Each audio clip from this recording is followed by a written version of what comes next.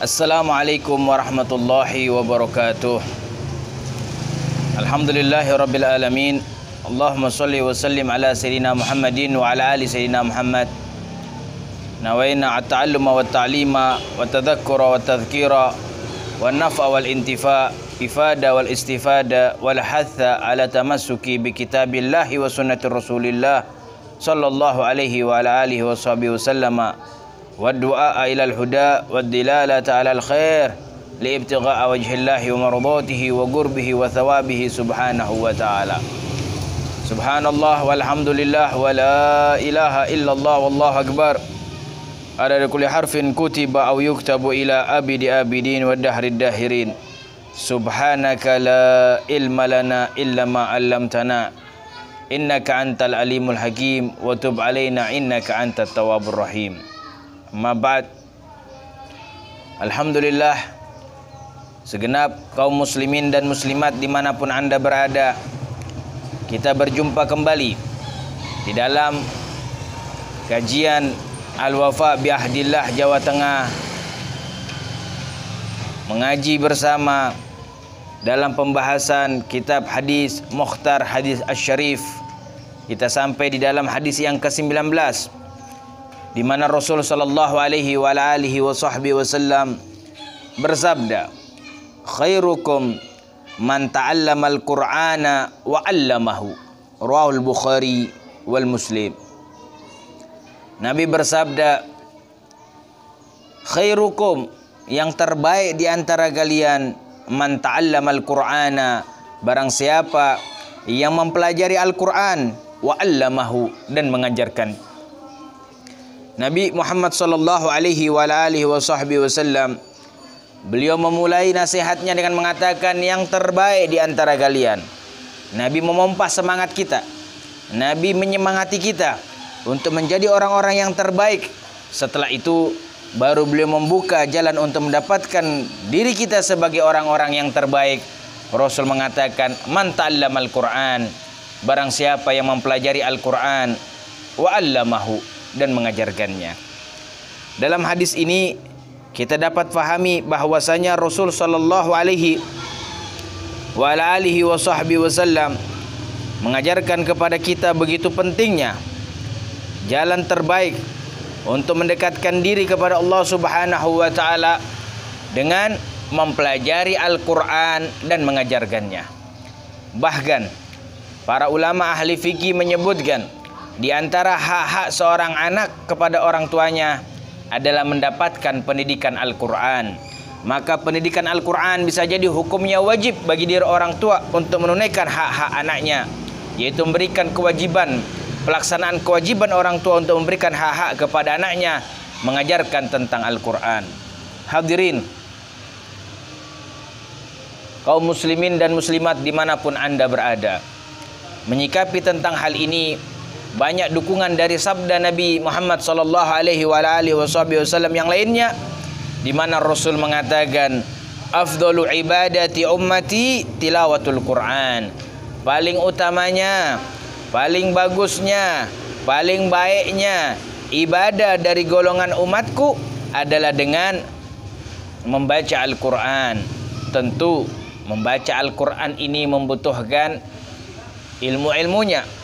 Maka itu Rasul mengatakan yang terbaik di antara kalian adalah yang mempelajari Al-Qur'an dan mengajarkannya.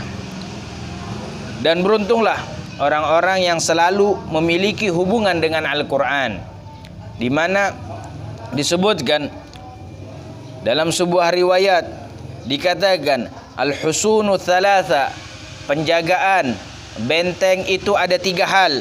Yang pertama al-masjidul hisn, masjid itu adalah benteng. Wa dzikrullahil hisn, dan juga mengingat Allah itu adalah benteng. Wa qiraatul Qur'an hisn, dan membaca Al-Qur'an itu adalah benteng. Hal-hal ini menjelaskan kepada kita dianjurkan bahwasanya Al-Qur'an menjadi pondasi azimat terbaik kita di dalam melaksanakan kehidupan kita di dunia ini dan juga kehidupan kita di akhirat kelak. Dan diceritakan dan disebutkan bahwasanya orang-orang yang saleh, terdahulu mereka selalu melazimkan Al-Quran, hingga Al-Habib Muhammad bin Hasan Jamalul Lail beliau mengucapkan kalimat idza tahrul qalbu lam yashba min qiraatil Quran. Orang-orang yang kalau hatinya sudah bagus, kalau hatinya sudah baik, kalau hatinya sudah bersih, mereka tidak akan kenyang terhadap pembacaan Al-Quran. Orang-orang yang punya hubungan baik dengan Al-Quran, istiqomah di dalam membaca Al-Quran, sebuah tanda bahwasanya mereka memiliki hati yang bersih. Dan disebutkan juga oleh Al-Habib Ali bin Muhammad Al-Habsi, beliau mengatakan ata'ajjab minal insan man yaqul bidigun biham wa indahul Quran.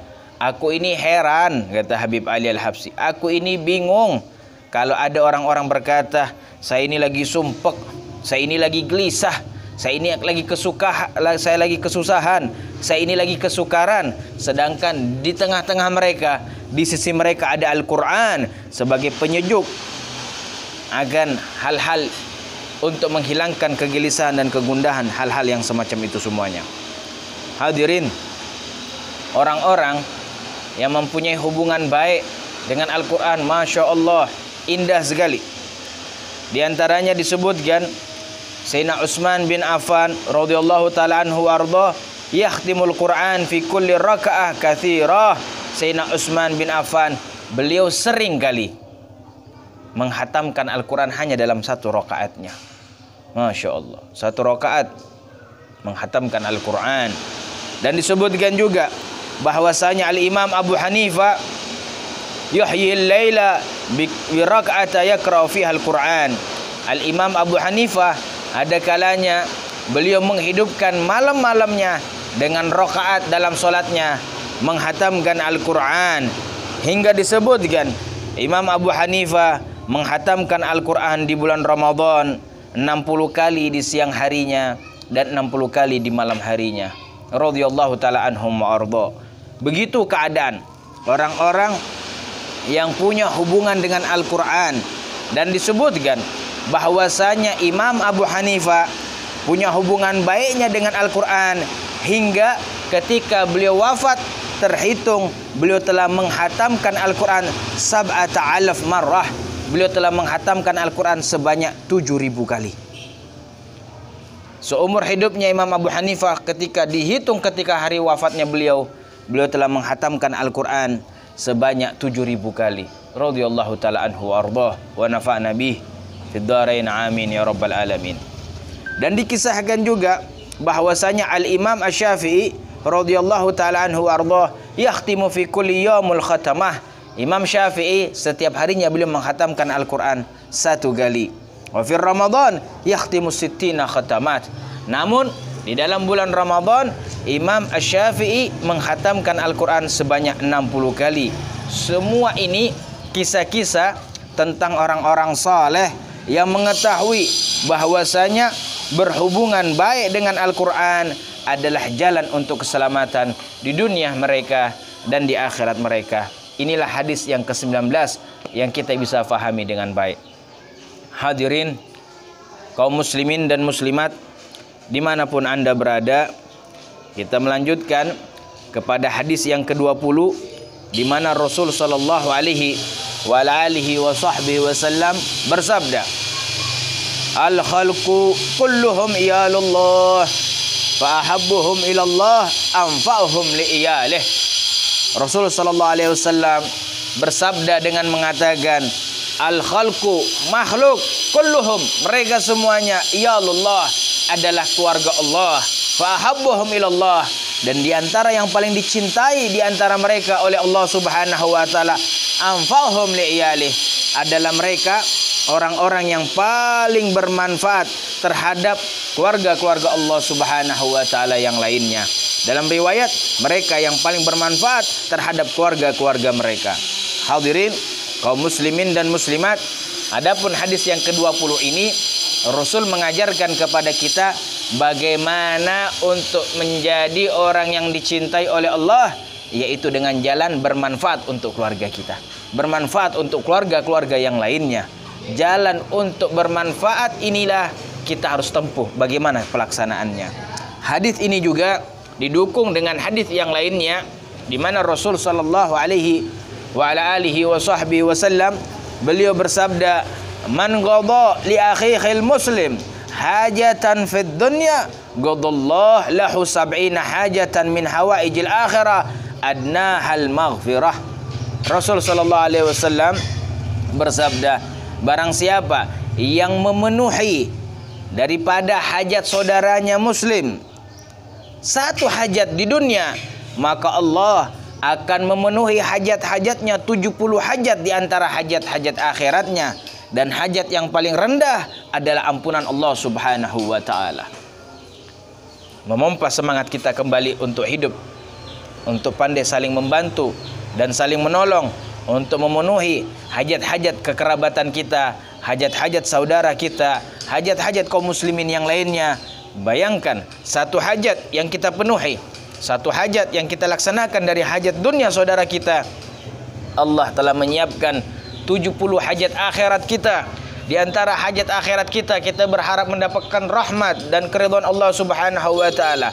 Kita bisa tempuh dengan memenuhi hajat saudara kita. Di antara hajat kita agar bisa memandang Allah subhanahu wa ta'ala, bisa menyaksikan langsung wajah mulia Nabi Muhammad sallallahu alaihi wasallam dan mendapatkan syafaat-syafaatnya. Dan antara syafaat Nabi Muhammad sallallahu alaihi wasallam, semua itu kita bisa gapai dengan memenuhi hajat-hajat saudara kita. Inilah penjelasan dari hadis anfa'uhum li'iyalih, yang paling bermanfaat terhadap kerabatnya. Jadikan diri kita semuanya adalah orang-orang yang paling bermanfaat untuk keluarga kita. Lalu ada juga dukungan dari ayat Allah subhanahu wa ta'ala, al-agrab aula bil ma'ruf. Kekerabatanlah yang paling utama mendapatkan kebaikan kita. Lihat bagaimana saudara-saudara kita. Adakah saudara kita ini yang membutuhkan hajatnya? Adakah saudara kita ini yang lagi membutuhkan keperluan duniawiyahnya? Kita bantu mereka, jalan kita untuk dibantu oleh Allah subhanahu wa ta'ala. Maka dari itu ada sebuah riwayat yang lain yang mendukung tentang hadis ke-20 ini.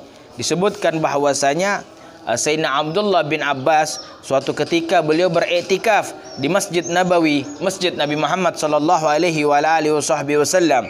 Faja'a ilaihi rajulun yasta'inu bihi fi hajah. Maka datang seseorang yang berharap pertolongan terhadap hajatnya. Fahara jamaah.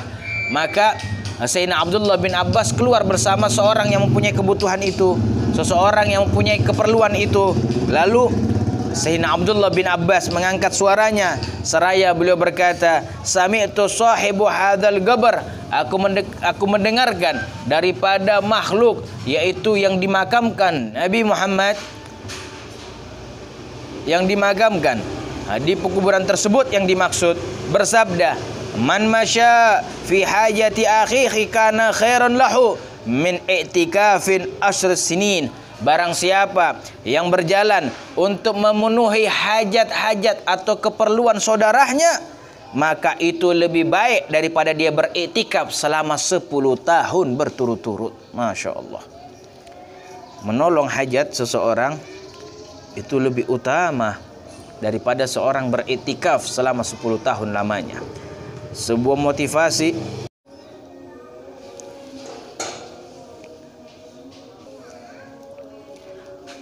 kaum muslimin dan muslimat dimanapun anda yang berada.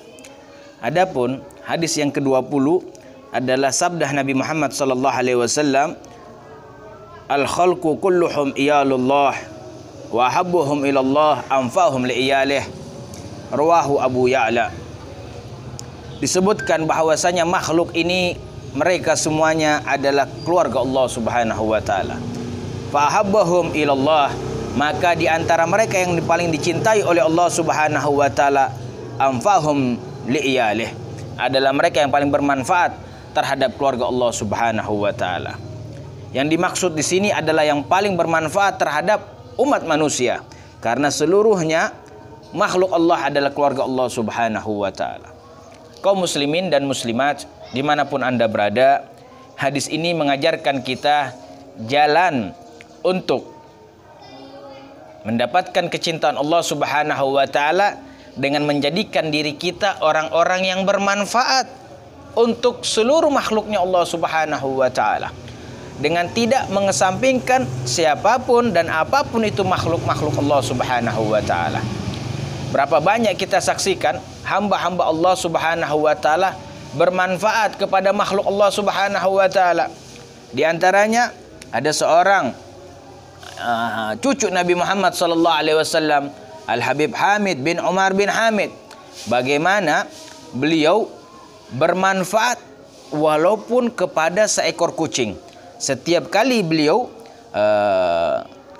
makan bersama keluarganya, maka beliau membagi lauk hidangannya persis untuk anaknya, seperti itu juga diberikan untuk kucing yang berada di rumahnya. Beliau bermanfaat bahkan terhadap seekor kucing yang berada di rumahnya. Dan Al-Imam Ahmad Ar-Rifai dan juga para ulama besar yang lainnya, mereka pernah melaksanakan kemanfaatan untuk seekor anjing yang terkena penyakit kusta. Lalu dalam keadaan kelaparan, dia ambilnya itu anjing, dia obatinya itu anjing, dia berikan manfaat hingga anjing itu sembuh sebagaimana sebelumnya dia tertimpa musibah penyakit kusta tersebut.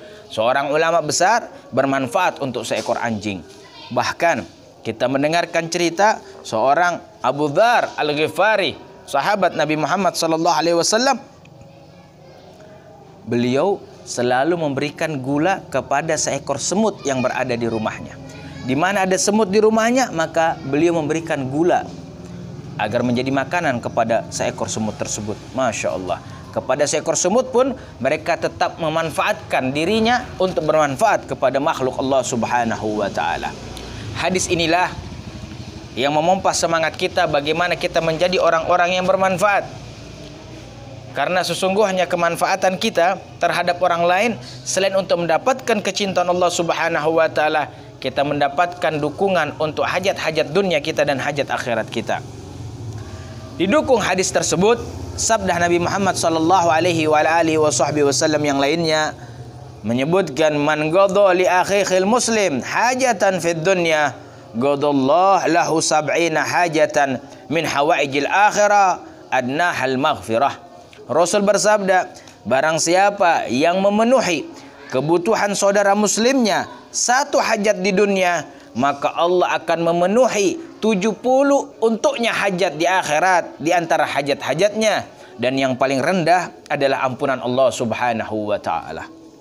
Bayangkan kaum muslimin dan muslimat dimanapun Anda berada, satu hajat dunia kita berikan kepada saudara muslim kita, Allah akan memberikan 70 hajat di antara hajat akhirat kita. Hajat akhirat kita begitu banyak. Kita berharap mendapatkan rahmat dan keridhaan Allah. Kita berharap diizinkan untuk bisa menatap Allah. Kita berharap diizinkan untuk bisa menatap Rasulullah sallallahu alaihi wasallam. Dan juga kita berharap agar kita bisa mendapatkan syafaat di antara syafaat Nabi Muhammad sallallahu alaihi wasallam. Itu semuanya kita bisa dapatkan dengan membantu dan bermanfaatkan diri kita agar bermanfaat untuk saudara-saudara kita, makhluk-makhluk Allah Subhanahu wa taala yang lainnya. Disebutkan bahwasanya para ulama terdahulu mereka adalah orang-orang yang hebat. Di antaranya Sayyidina Syekh Abu Bakar bin Salim, seorang ulama besar yang beliau menghabiskan hidupnya 40 tahun lamanya. Setiap malamnya beliau berangkat dari kediamannya di kota Ainat menuju kota Tarim yang kemungkinan perjalanannya setengah jam atau 20 menit sampai setengah jam lamanya, hanya untuk mengisi air tempat berwudu orang-orang yang sholat dan mengisi air minum untuk minuman para hewan. Beliau lakukan selama 40 tahun berturut-turut lamanya. Sayyidina Syekh Abu Bakar bin Salim manfaatkan dirinya untuk bermanfaat kepada hamba-hamba Allah Subhanahu wa taala 40 tahun. Beliau selalu memberikan kemanfaatan kepada hamba-hamba Allah yang lainnya, menyiapkan seluruh air untuk menjadikan tempat berwudu kaum muslimin dan menyiapkan air minum untuk seluruh makhluk yang berada di kota Tarim. Dilakukan selama 40 tahun, sebuah pengamalan daripada hadis Nabi Muhammad sallallahu alaihi wasallam, anfa'uhum li'iyalih, yang paling bermanfaat terhadap makhluk-makhluk Allah Subhanahu wa taala. Bahkan datuk beliau, datuk daripada Syekh Abu Bakar bin Salim, yaitu Al-Imam Ali Zainal Abidin, dikenal juga dengan Imam As-Sajjad, orang yang paling banyak sujud kepada Allah Subhanahu wa taala. Dalam riwayat beliau bersujud kepada Allah 1000 rakaat setiap malamnya. Al-Imam Ali Zainal Abidin, cucu Rasul sallallahu alaihi wasallam ini salah satu di antara golongan hamba Allah yang paling bermanfaat kepada makhluk Allah Subhanahu wa taala yang lainnya. Beliau ketika dimandikan jenazahnya, didapatkan di pundaknya sebuah kulit yang sudah mulai menghitam. Hingga orang-orang bertanya, apa yang membuat menghitam ini? Terjawablah, dikarenakan beberapa rumah-rumah yang biasanya mendapatkan makanan pokok untuk kehidupan mereka setiap malamnya, dan beliau tidak tahu siapa yang memberikannya. Setelah kewafatan Al-Imam Ali Zainal Abidin, terputuslah makanan pokok yang biasa diberikan. Barulah mereka sadar, ternyata selama ini yang memberikan makanan pokok kepada mereka setiap malamnya adalah Habib Al-Imam Ali Zainal Abidin. Dan kulit yang mulai menghitam adalah bekas dari beliau memanggul sendiri beban yang diberikan kepada kaum muslimin yang hidup di zamannya, bermanfaat, dan tidak ada yang tahu amal ibadah tersebut kecuali dia dengan Allah Subhanahu wa taala. Hadirin kaum muslimin dan muslimat dimanapun anda berada, pengajian Al-Wafa bi Ahdillah Jawa Tengah, dari ini maka muncul poin yang harus kita ambil adalah yang pertama, bagaimana menjadikan diri kita bermanfaat untuk orang lain, untuk jalan dicintai oleh Allah Subhanahu wa taala. Poin yang kedua, membiasakan diri kita untuk saling bantu-membantu dan tolong-menolong terhadap sesama. Yang ketiga, laksanakan dengan sesuai kadar kemampuan dan apa yang kita bisa. Inilah jalan yang terbaik untuk mengamalkan hadis yang ke-20 ini, bermanfaat untuk hamba-hamba Allah yang lainnya. Mudah-mudahan bermanfaat untuk dunia dan akhirat kita. Amin ya rabbal alamin. Wa sallallahu ala sayyidina Muhammad wa ala alihi wa sahbihi wasallam. Walhamdulillahi rabbil alamin. Subhanakallahumma bihamdik, asyhadu an la ilaha illa anta, astaghfiruka wa atubu ilaik. Wassalamualaikum warahmatullahi wabarakatuh.